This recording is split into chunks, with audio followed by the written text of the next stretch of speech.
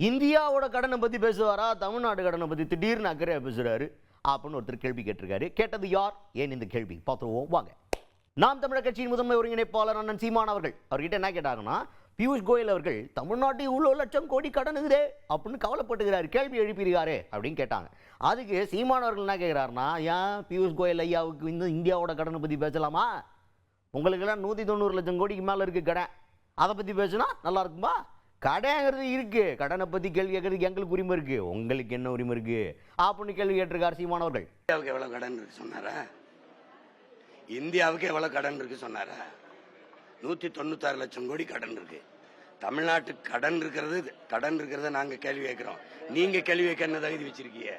பியூஷ் கோயல் ஐயா தமிழ்நாட்டு கடனை சொல்ல எங்களுக்கு கேள்வி கேட்க தகுதி இருக்கு. அவருக்கு என்ன இருக்கு? அவங்க ஆளுகிற மாநிலங்கள்ல எல்லா மாநிலங்களையும் கடன் இருக்கா இல்லையா? ஒட்டுமொத்த இந்தியாவுக்கு 196 லட்சம் கோடி இந்திய நிர்வாகத்துக்கு இருக்கு. அப்புறம் தனித்தனியா மாநில நிர்வாகத்துக்கு கடனை பார்த்தா 400 கோடி கிட்ட வருது கடன்.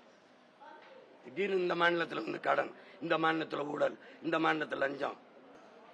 நீங்க இருக்கும்போது அதிமுக ஊழல் கட்சி, நீங்க அந்த அந்த தலைவியை தூக்கி சிறையில போட்டது யாரு? நீங்க தான்.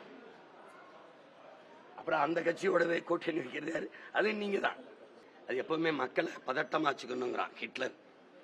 அப்பதான் நம்ம செய்யற ஆட்சியில் செய்யற தவறுகளை அவங்க கவனிக்க மாட்டாங்க. சிஏம்பாங்க, என்ஐஎம்பாங்க, என்ஆர்சிம்பாங்க, எஸ்ஐஆர்பாங்க, இப்ப எஃப்சிஆர் எதையாவது சொல்லிட்டு இருப்பாங்க. அதை நம்ம என்ன பண்ணுவோம்? ஓ அதான், ஓ இதா, நாய்க்கு ரொட்டி துண்டு போட்டு பாத்திருக்கீங்களா? இப்படி செய்தித்தாளை படிச்சுக்கிட்டு இருப்பாரு, நாய் வரும் தூக்கி அங்க போடுவார், கவிட்டு வந்து வரும், தலைக்கு பின்னாடி போடுற கவிட்டு வரும், அப்புறம் அங்க போடுவார் கவிட்டு வரும். இப்ப நமக்கு ஒவ்வொரு எலும்பு துண்டு இந்த ரொட்டி துண்டா போட்டுக்கிட்டு இருக்காங்க, நம்ம கவிட்டு வரணும்.